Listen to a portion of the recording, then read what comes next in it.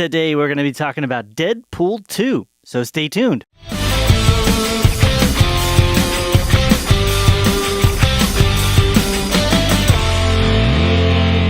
Welcome to The Real Review, sponsored by Parametric and Lazy Ape Studios, where you get some of the latest happenings, real thoughts, and perspectives in the world of film and television. I'm here with Matt. I've only got 2 charges. Hey. Two charges? Yeah. Hey, everybody, I'm here. It's a cable line. It's a cable. Oh, okay, yeah. I'm here with Joel Catacorn Cunningham. Cattlecorn? Cat-icorn, like a cat unicorn. Is that cat? I'm trying to picture that. Sorry, anytime I open my Facebook feed or something, there's that Taylor Swift video riding a unicorn cat. I've never seen that. You haven't? I don't know No. why I keep seeing that. I don't even follow Taylor Swift. Taylor Swift either. I don't know why. True story. Anyways, there. Anyway. Good times. Yeah. All right. Well, welcome to the podcast where we talk about catacorns and everything like that. Today we're going to be talking about a little film that just released called Deadpool 2. It's one of the bigger releases of the summer, actually. Mr. Pool. I am here with Matt, as I mentioned, and here on the podcast, just a little refresher, we like to give our perspectives, our views, our opinions, and thoughts about films that we've had a chance to see over the last little bit. Matt kind of has a bit of a fan-type perspective. He tends to be more like that, emotional, friendly, excitable, and happy-go-lucky, I would say, More optimistic. Optimistic is a good way of putting it. I tend to be a bit more of a curmudgeon, kind of more statistical and breakdown kind of guy. I tend to be a little bit more serious and kind of thorough. Not thorough, that's not a good way of putting it, but negative. A little bit more negative, probably a better way of putting it. So we put those together to give you what we think is a real thought and a perspective, and we are on this journey with you to discover more about film and media. We want to learn and new picture videos, ideas, things, concepts, bring those all together. And as we're doing this journey, we're encouraging you, our listeners and watchers, to join with us. Absolutely. Cool. Why don't you give our listeners and watchers some ways to get connected to the podcast? Not a problem, Joel. Listeners and watchers, you can get connected with us in a variety of different ways. First of them being our website, where you can connect to everything from there, which is realreviewmedia.com. And you can connect to all of our social media, Facebook, Twitter, Instagram, which is at Real Review Media. And then also YouTube, which is youtube.com/TheRealReview. And you can check all that stuff out there. Get connected. You can also email us at realreviewmedia@gmail.com. Tell us what you thought about the review that we did, or if there's a specific movie that's out that you want us to check out, do it. And that's how you can make it happen. There it is. Bam. Very good. Well, let's get right into talking about this film that we both had a chance, thankfully, to see over the weekend. I know you were a little bit unsure, but you managed to make it. So, we're talking about Deadpool 2. Synopsis for this. Foul-mouthed mutant mercenary Wade Wilson, a.k.a. Deadpool, brings together a team of fellow mutant rogues to protect a young boy with supernatural abilities from the brutal time-traveling cyborg Cable. Director David Leitch, as was the first film, I believe. No, it was Tim Miller. Tim Miller, correct. Yeah. Tim Miller. Tim Miller, first film. David Leitch, second film. Correct. Yep. Yes, written by Rhett Reese, Paul Wernick, and this one, Ryan Reynolds as well. Yes. It stars Ryan Reynolds as Wade Wilson, Deadpool, Josh Brolin as Cable. We have Morena Baccarin. Not sure about that one. Reprising her role as Vanessa. We have a new one, Russell Julianne Dennison, I should say, is his name. Yeah, he's from Hunt for the Wilder People. Fire Fist. Is he? Yeah, he's awesome in that movie. Okay. Hunt for the Wilder People, super underrated movie from like a year and a half ago, 2 Yeah. years ago. So good. Haven't seen it, but I recommend it. It's Taika Waititi. Okay. Yeah. I'll have to check it out. We have Zazie Beetz as Domino, TJ Miller as Weasel, pretty much all the regulars, Karan Sani Dopinder. Dopinder?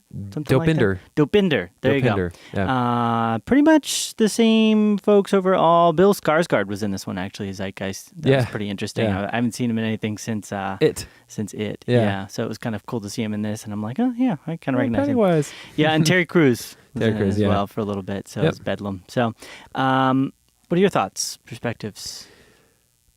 I have a really unique take on just this franchise in general. I saw the first Deadpool. So, first of all, let me just throw this out there. My time is extremely limited, so I'm always seeing new films and new things, and I'm rarely having times to go back and rewatch things again for a second time because there's so much new content. Absolutely. So, I saw what is, I suppose, the VidAngel version of the first Deadpool on an airplane. Yeah, yeah.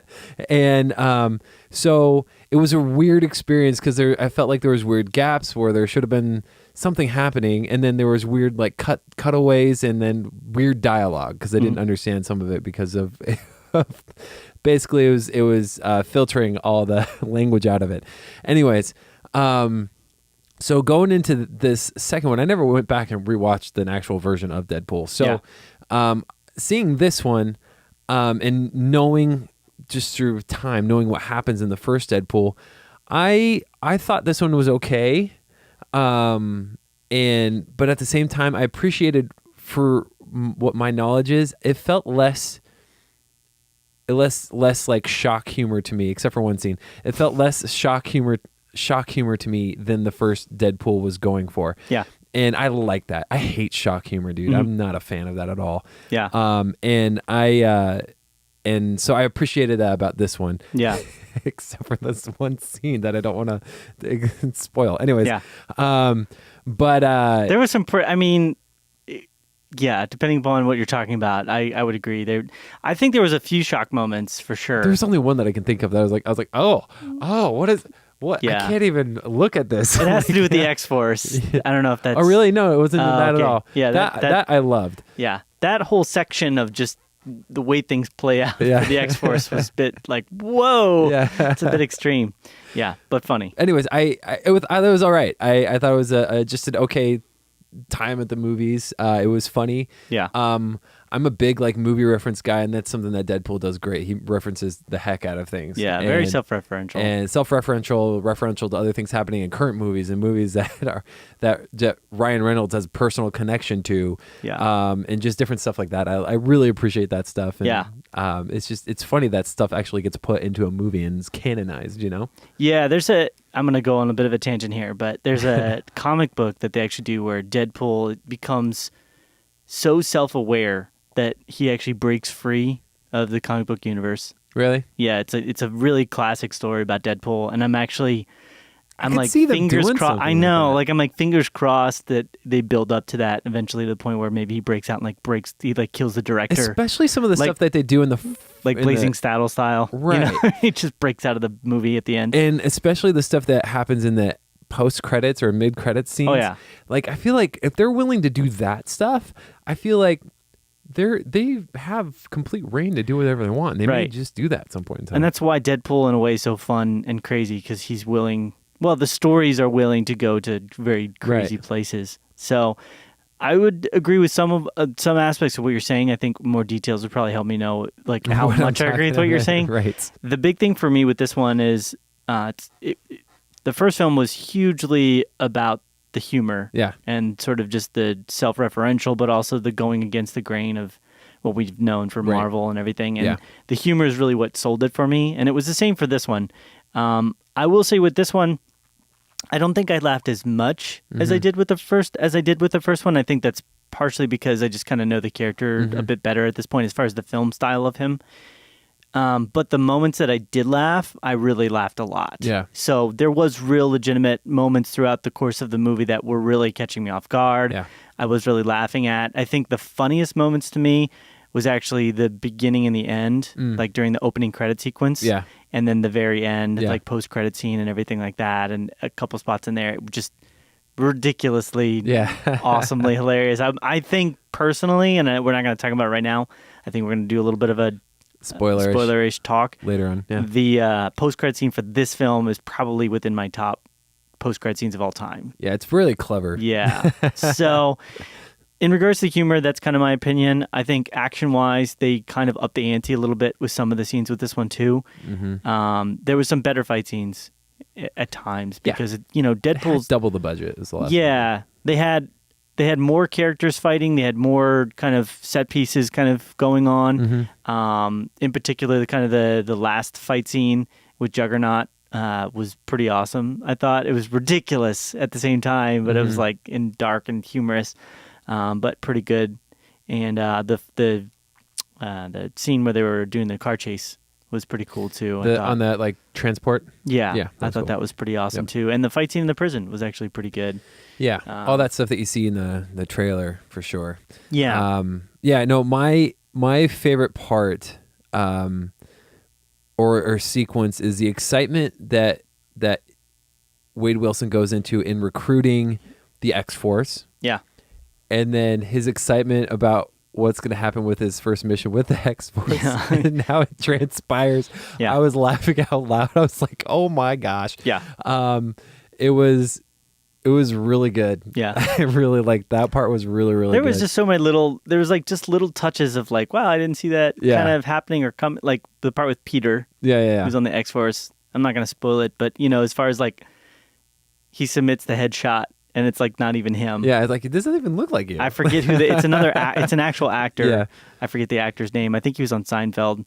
But he's just a complete, and it's like the fact that he would even submit himself, but then he would submit with a different person's headshot, and just like the whole, and there was numerous moments like that where you just like, that's so stupid and ridiculous, and then it would just, happen. I definitely think, Ryan Reynolds nailed it again with this as Deadpool. Yeah, apparently he was born to play that role because he matches his Wade Wilson to a T, basically. And, I did really enjoy Cable, but I think my favorite newcomer is Domino.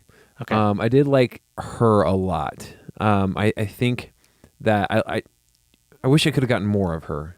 Honestly, I feel like there's that whole sequence that kind of like you finally see like her powers in action kind of a thing, and you're like, that's interesting. I'd like to see some more of some of that. They did another one at the end. I thought was cool too.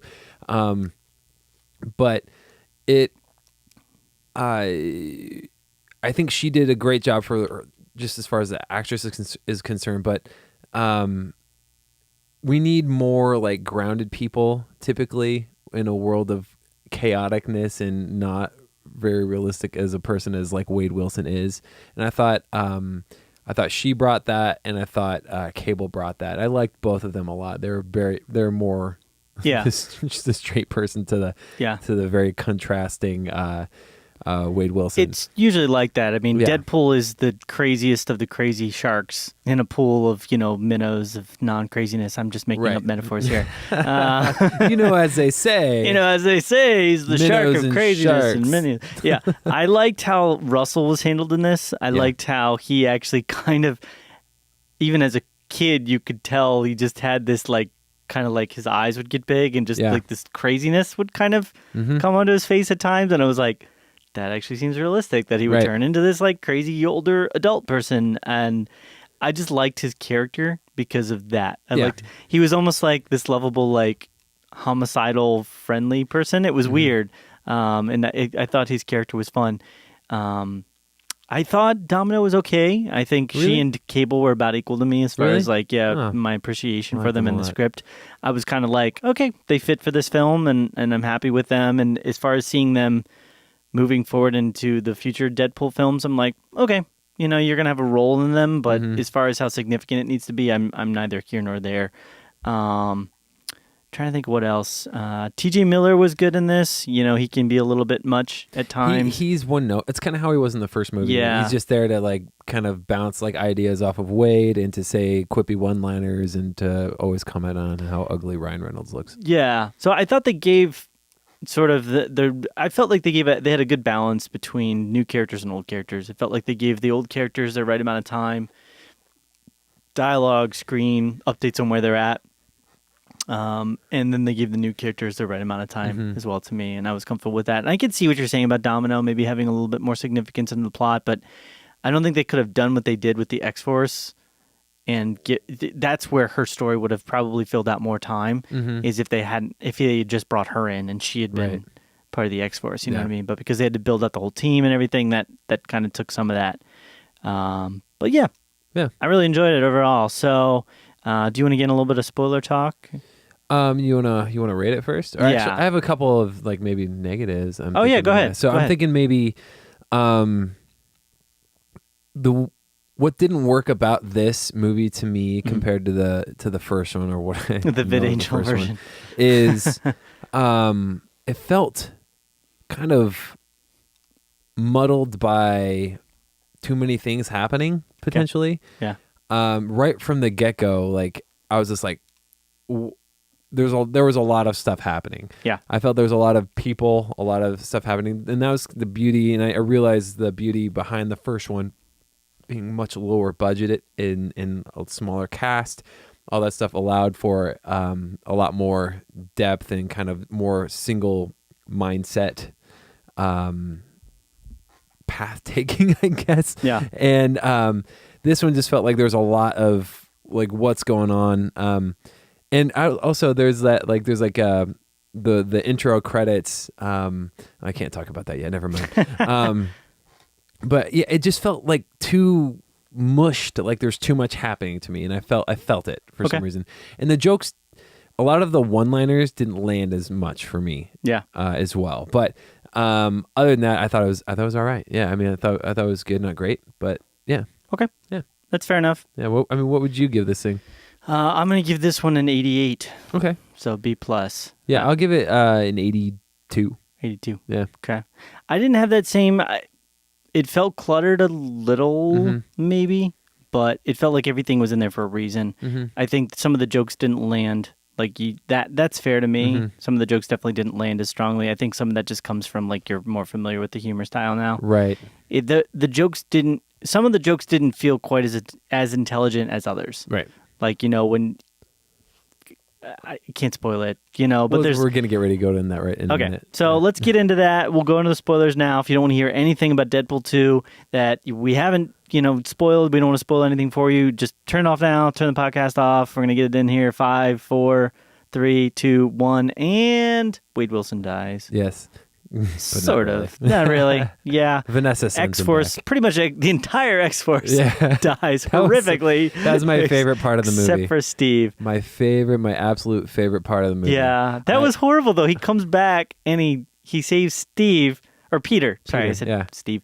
He saves Peter, but he lets everybody else die. I know. Like, why would you let everybody else die? Just tell him not to jump out of the plane. Like, that's all you have to do. I love in the plane, before they jump, how excited he is to be on this team, and he's telling everybody how excited he is. He's getting all emotional and worked up. I'm just so excited. Yeah. When everybody jumps out and everybody dies. Just dies horrifically. That's the shock. That was the real shocker to me. Yeah. It was actually the way that Bill Skarsgård's the baby legs one. That's the kind of shock humor that I don't necessarily like, because I was like, okay. I thought that was kind of funny because they did the whole Sharon Stone thing was pretty funny. It was funny, but I was like, I don't know. That's never really been my cup of tea. But I gotcha. It was a taste. I think that's why it wasn't too much to me, because it was like you only really get that one moment where anything kind of came through. Yeah.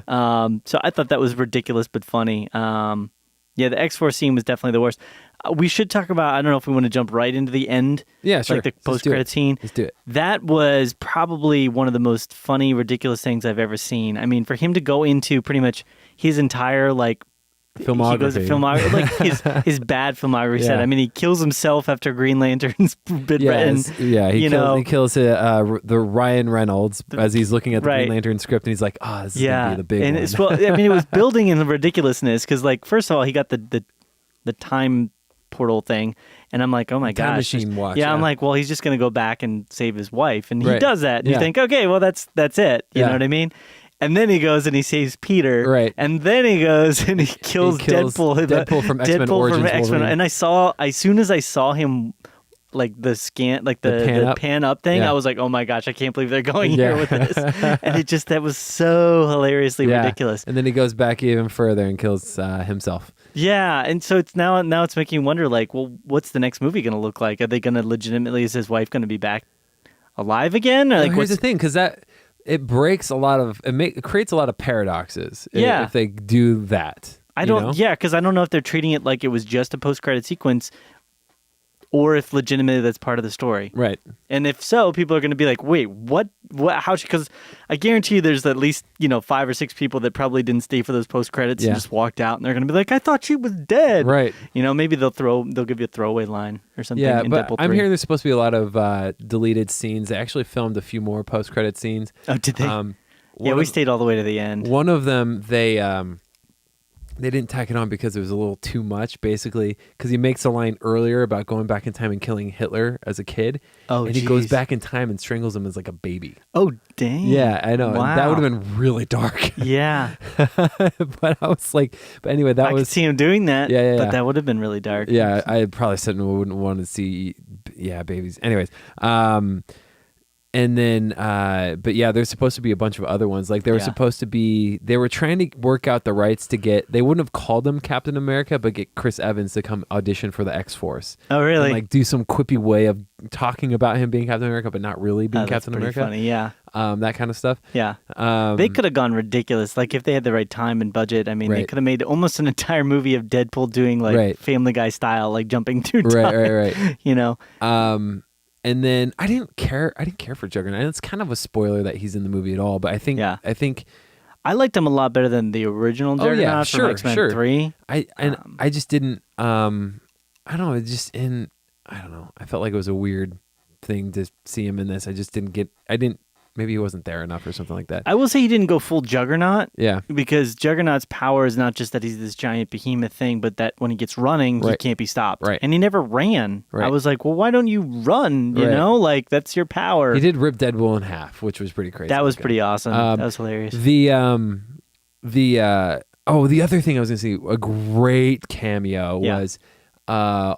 basically all of the X-Men cast. Oh, that was an amazing cameo. All behind Ryan Reynolds as he's complaining about the studio not giving he's enough like, money. they can't afford at least one or two more X-Men. I mean, where is everybody? The house is empty. And they reverse shot it, and you just see Beast just sliding the door shut. And the X-Men. So basically what I read about that is Simon Kinberg, in the middle of filming The Dark Phoenix, shot that. Yeah. And then just sent it to the team to like put in the movie. Oh, so they just like digitally inserted Deadpool into it. That works. Yeah, that totally works. That is hilarious. But it's crazy. Like I love that they're like all working like as a team. You know, at Fox at least with that, and clever stuff. Very clever, very funny. I liked that aspect of it. I thought, what was the girl, Negasonic?